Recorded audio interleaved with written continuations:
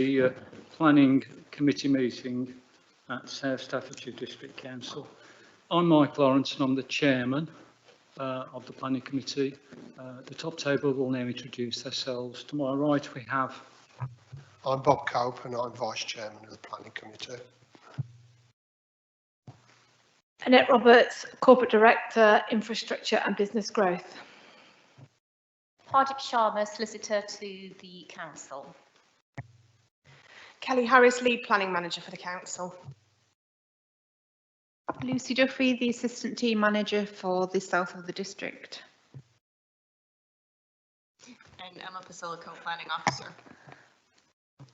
Thank you. And Carol? Carol Bloxham, Democratic Support. Thank you, Carol. Let's open the minutes, open the agenda with the minutes, please, of the last meeting. Have you all had opportunity to read the minutes, and has anybody got any issues there which to raise? No, so we can accept those minutes as a true record. Thank you very much for that, members. Apologies. Have we got any apologies? I've got apologies from Councillor Phil Davis and Councillor Diane Holmes. Any further apologies? No, thank you.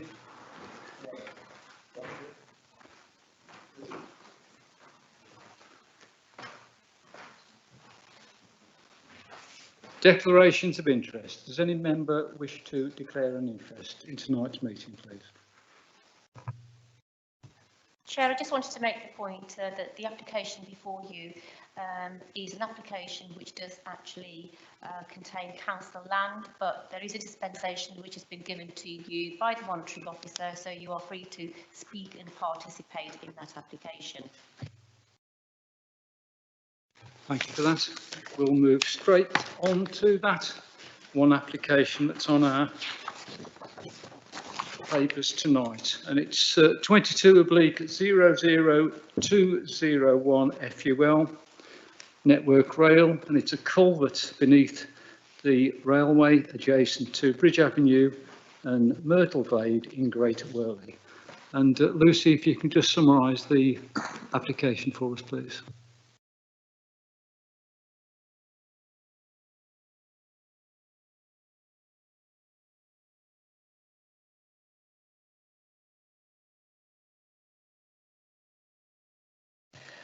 This application relates to a 70-metre long section of culvert that carries Worley Brook through a railway embankment at the northern end of Cheslin Hay and Great Worley development boundary. The application has been submitted by Network Rail, and the proposal is to reconstruct the damaged culvert, which is in urgent need of repair due to loose brickwork and cracking within the culvert barrel. The majority of the works will be located either at or below ground level or through the railway embankment itself, with the exception of a 1.2-metre high hand railing installed on either side of the inlet section located east of the railway embankment. The Arboricultural Officer is satisfied that every effort has been made to minimise the impacts and provide mitigation for tree losses, and therefore considers that it is unlikely to be any long-term visual or wildlife impact on the proposed works. The proposal accords with the relevant policies and the adopted core strategy.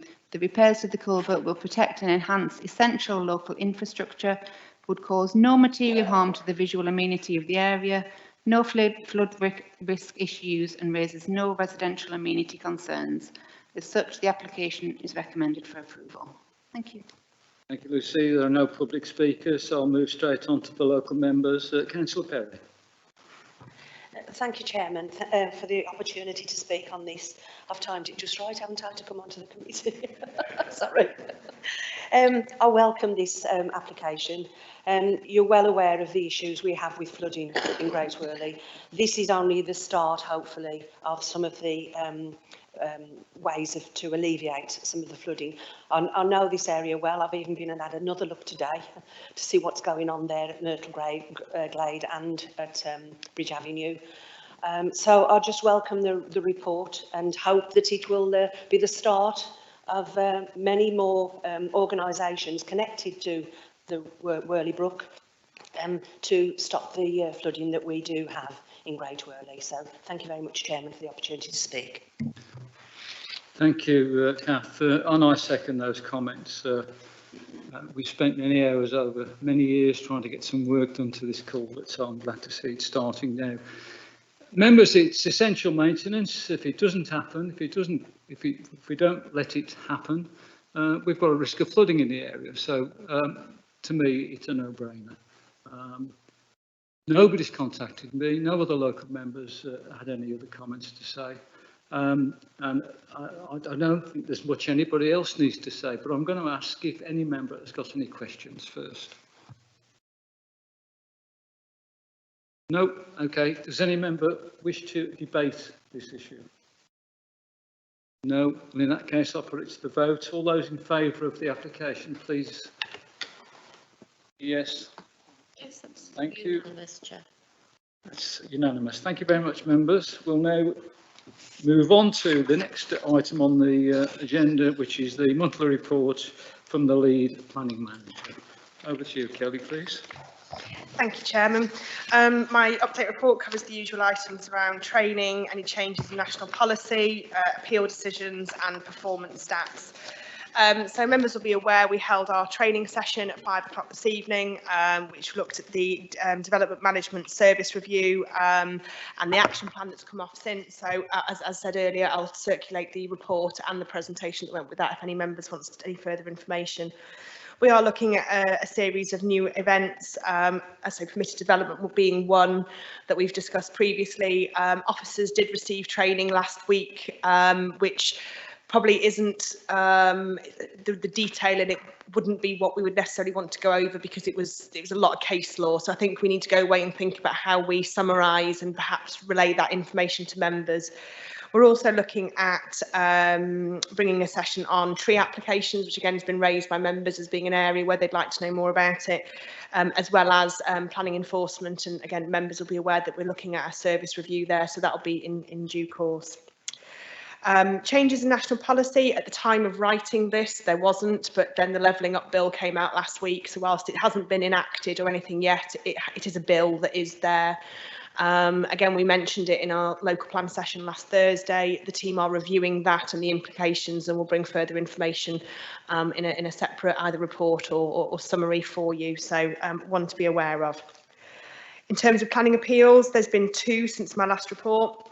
The first one related to the refusal to grant consent to undertake works on a TPO, and this was in Cheslin Hay. The appeal was dismissed because the inspector agreed with what the council had said, that the oak tree did make an important contribution to the visual amenity of the area, and that in that specific case as well, insufficient evidence had been put forward to say why those works were necessary and why alternative works wouldn't be more suitable that would have a lesser impact on that tree. So that was dismissed. The second appeal, related to the refusal to build 2 detached dwellings on Walsall Road in Great Worley, and the appeal was dismissed because the inspector agreed with the council that the proposal would harm the character and appearance of the area, particularly with the sort of location of the plot and the potential development to the rear of the existing build line.